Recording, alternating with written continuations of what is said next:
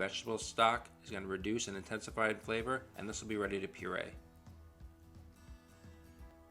This is a half hour later. This cooled down for 10 minutes or so. The carrots are tender. You don't want to puree this when it's piping hot.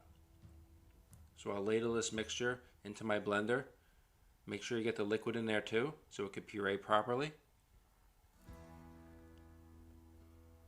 You want to do this in batches. Don't want to do this all at once. Fill up the blender about halfway.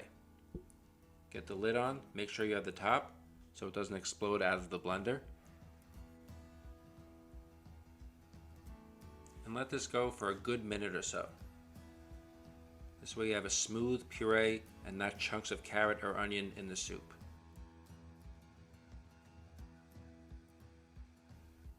Give that a check. That consistency looks nice. I'll add this to a sauce pot here and add the rest of our ingredients to puree.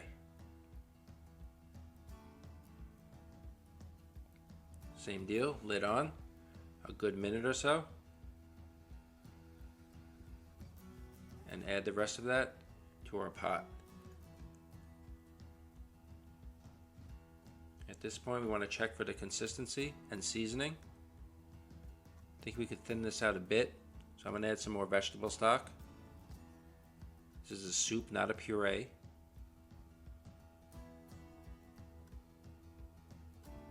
That looks better.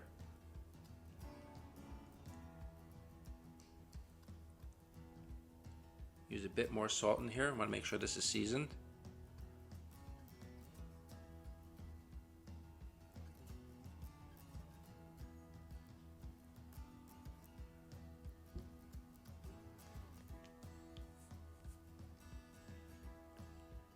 Give that a taste, and that's good. This is ready to plate.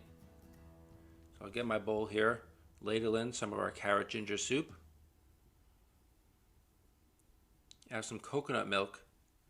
This adds a nice freshness and flavor to the dish. Just put that over the top.